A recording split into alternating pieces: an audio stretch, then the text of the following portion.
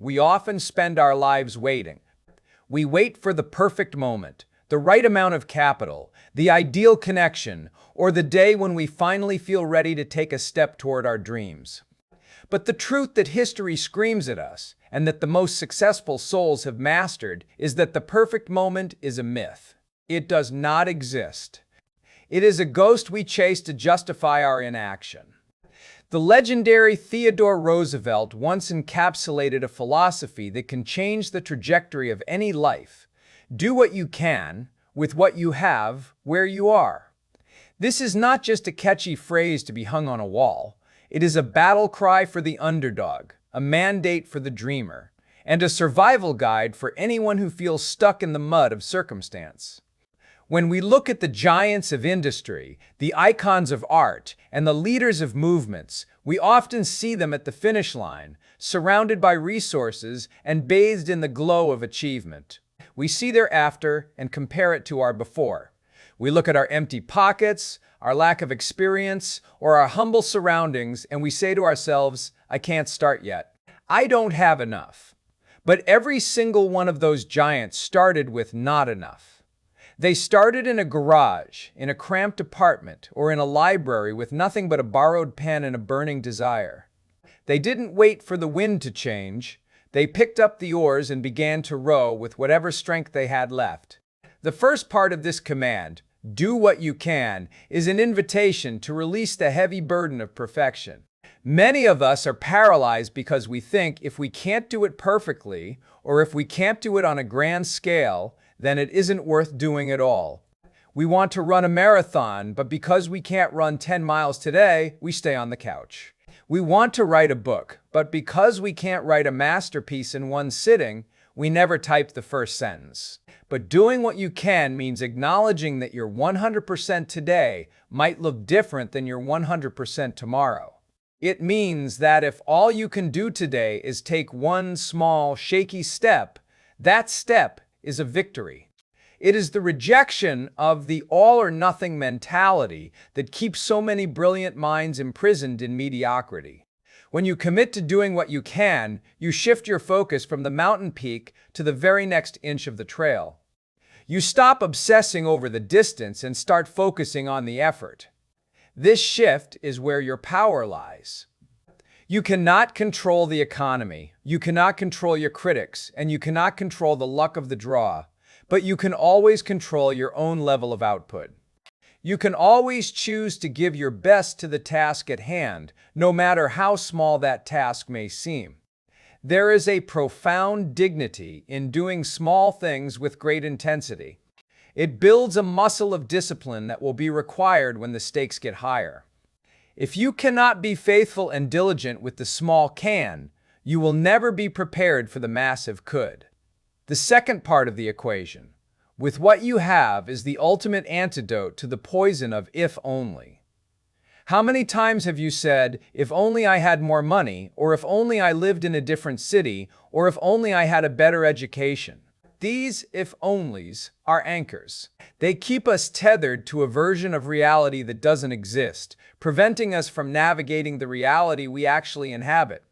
The world is full of people who had everything handed to them, the best tools, the most money, the finest connections, and they did absolutely nothing with it because they lacked the hunger.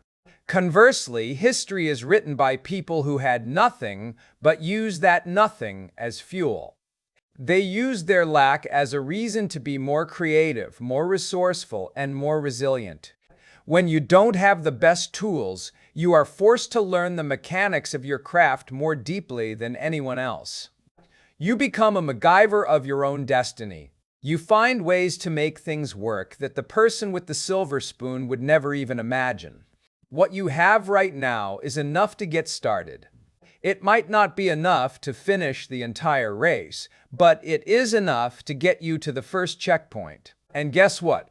When you get to that first checkpoint using only what you had, you will find that you've earned new tools, new skills, and new resources along the way. Provision follows action. The resources you crave are often hidden behind the work you are currently avoiding. Finally, we look at where you are. This is perhaps the hardest part to swallow because many of us feel that our current environment is a cage. We feel that our hometown is too small, our office is too toxic, or our current situation is too limiting. We think we need to move to the big city or find a better circle before our life can truly begin. But where you are is exactly where you are supposed to be for the lesson you need to learn right now. If you are in a place of struggle, that struggle is your training ground. It is the resistance that builds your strength. You cannot grow a strong character in a vacuum of comfort. You grow it in the heat of the moment, in the messy reality of your current life. The where is irrelevant if the who is determined. You can be a light in a dark room, and you can be a leader in a follower's environment. Your location does not define your destination unless you allow it to. Every square inch of this earth is a platform for someone who is willing to stand up and take action. You don't need a stage to have a voice. You don't need a boardroom to have an idea. You just need the courage to look around at your current surroundings and say, I will plant my seeds here, in this soil, and I will make this ground yield a harvest. When you combine these three elements, doing what you can with what you have, where you are, you become unstoppable because you are no longer dependent on external conditions. You become the source of your own momentum. You stop being a victim of circumstance and start being a creator of opportunity. The world stops happening to you and starts happening for you. This philosophy strips away every excuse we've ever used to play small. It forces us to look in the mirror and realize that the only thing standing between us and our goals is our willingness to begin with the not enough and the not ready. So, look at your hands today. What is in them? Look at your feet. Where are they standing? Look at your heart. What is it capable of giving? Do not wait for a sign from the heavens. Do not wait for a permission slip from society. The sign is your heartbeat, and the permission is your existence. Start now. Start messy. Start small. Just start. The second pillar of our journey involves a radical shift in how we perceive our current inventory. Most people look at what they lack and call it a deficit. The achiever looks at what they have and calls it a foundation. When we speak of doing what we can with what we have, we are speaking about the art of resourcefulness. Resourcefulness is the ultimate survival trait. It is the ability to look at a pile of scrap metal and see a bridge. It is the ability to look at a skeletal staff and see a lean, mean, agile team. If you have a smartphone in your pocket and a connection to the world, you have more power at your fingertips than the kings and emperors of old ever dreamed of. You have access to the sum total of human knowledge, yet we often use that power to scroll through the lives of others rather than building our own. We claim we don't have a mentor, yet the greatest minds in history have left their blueprints in books and videos that are available for free. We claim we don't have capital, yet we haven't yet mastered the art of the side hustle or the discipline of saving. The what you have is rarely the problem. The problem is usually our inability to see the potential in the ordinary. We are waiting for a lightning bolt of opportunity when we are already standing in a field of static electricity. Consider the concept of the gift of constraints. When you have unlimited resources, you don't have to be smart, you just have to be rich. You can throw money at problems until they go away. But when you are forced to work with what you have, when your resources are thin and your back is against the wall, you are forced to innovate. You are forced to find the shortest distance between 2 points. You develop a level of grit and street smarts that no university can teach. This is why many of the world's most successful startups were born in recessions and in garages. The lack of stuff forced them to focus on substance. If you are starting today with very little, do not mourn your lack. Celebrate it. Your lack is your greatest teacher. It is forcing you to become a better problem solver, a better negotiator, and a better steward of the little you do possess. If you cannot manage $100 with excellence, what makes you think you could manage $1 million? The universe tests us with the small things to see if we are ready for the weight of the big things. By doing what you can with your current meager tools, you are proving your worthiness for the tools that are coming. This leads us to a dangerous psychological trap, the obsession with the destination. We become so focused on where we want to be, the there and the then, that we completely ignore the power of the here and the now. We tell ourselves, I'll be happy when I get the promotion, or I'll start being generous when I have a surplus. But character is not something you acquire at the finish line. Character is what you forge in the fire of the starting line. Where you are is not a waiting room, it is a laboratory. If you are in a job you hate, doing what you can means being the best employee in that building. Not because the boss deserves it, but because your integrity demands it. If you practice excellence in a place you don't want to be, you develop the habit of excellence that will carry you to the place you belong. If you are lazy where you are, you will be lazy where you want to go. The environment changes, but the person remains the same. Therefore, the work must begin within.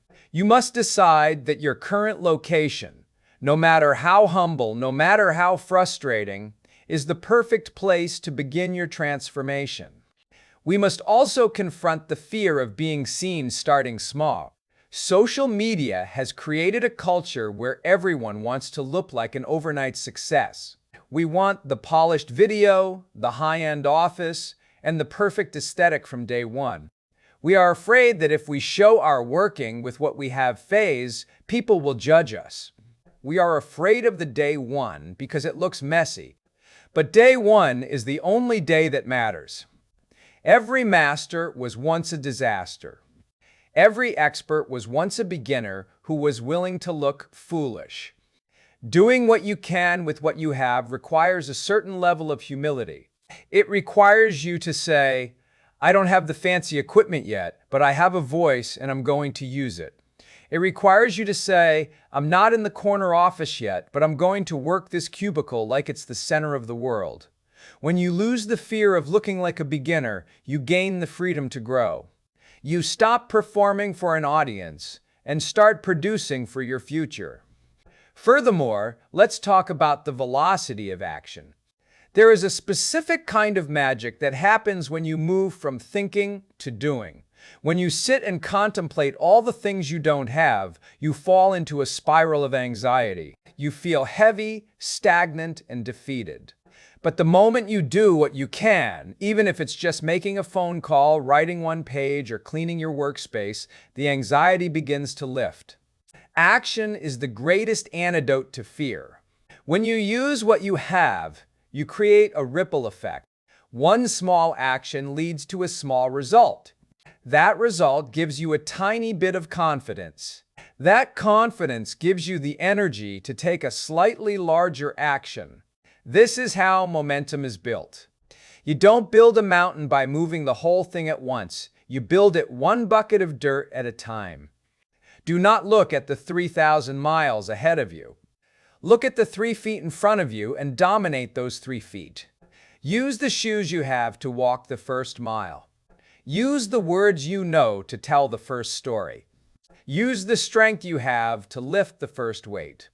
The reality of where you are also includes the people around you. Sometimes we think we have nothing because we don't have the right people in our corner. But look closer. Who is around you right now? Who can you help? Who can you learn from? Doing what you can with what you have also means leveraging your current community. Maybe you don't know a billionaire, but you know a neighbor who is a hard worker. Maybe you don't have a professional coach, but you have a friend who will hold you accountable. Success is rarely a solo sport, but it starts with the individual deciding to play the game with the team they currently have. Build where you are. Serve where you are. Shine where you are. If you are a light in your own neighborhood, eventually the world will see the glow. You don't need to go looking for the sun. You need to start your own fire and let the world come to you for warmth. The final and most enduring element of this philosophy is the understanding that time will pass whether you take action or not. We often use the excuse of not having enough time or being too late in the game to justify our stagnation. But the beauty of doing what you can with what you have, where you are, is that it honors the present moment as the only true point of power. We must realize that greatness is not a sudden explosion. It is the compounding interest of small, consistent actions taken in the dark when no one is watching. If you do what you can today, and you do it again tomorrow, and you repeat that process for a year, you will wake up to a life that is unrecognizable to the person you are right now. The compounding effect is a law of the universe. It doesn't require you to be a genius. It only requires you to be a participant. When you stop looking for the quantum leap and start looking for the daily increment, you remove the pressure that causes most people to quit. You realize that you don't have to win the war today, you just have to win the next 10 minutes. Think about the legacy you are building with your right now. Every time you choose to use your limited resources instead of complaining about them, you are writing a story that will one day inspire someone else. Your struggle is not a bug in the system. It is the feature that makes your eventual success meaningful. If you had everything you needed from the start, your story would be boring. There would be no drama, no overcoming, no inspiration. But because you had to make do, because you had to scrimp and save, and because you had to work in the shadows of a place you didn't want to be, your victory will have a weight and a brilliance that cannot be ignored. You are not just building a career or a project, you are building a testament to the human spirit. You are proving that the human will is stronger than the environment. You are showing the world that where you are is merely a starting point, not a prison cell. We must also address the concept of waiting for permission. Many of us are waiting for a mentor to choose us, a company to hire us, or a lucky break to find us. We think that someone else holds the keys to the gate of our future. But when you adopt the mindset of doing what you can with what you have, you realize that you are the gatekeeper. You don't need permission to be excellent. You don't need a license to be kind. You don't need a certificate to be a leader. You simply start leading. You start producing. You start contributing. The world has a funny way of making room for people who have decided to move. When you start walking with purpose, people instinctively step out of your way. Opportunities that were once invisible suddenly materialize because your movement has changed your perspective. You cannot see the next valley until you climb the current hill. By doing what you can where you are climbing that hill, and the view from the top will reveal resources you never knew existed. Let us speak to the spirit of the person who feels completely exhausted. Perhaps you have been trying to do what you can for a long time, and you feel like you've hit a wall. You look at what you have, and it feels like a handful of dust. You look at where you are, and it feels like a desert. In those moments, the what you can might simply be to keep breathing. It might be to stay alive. It might be to hold on to hope for one more hour.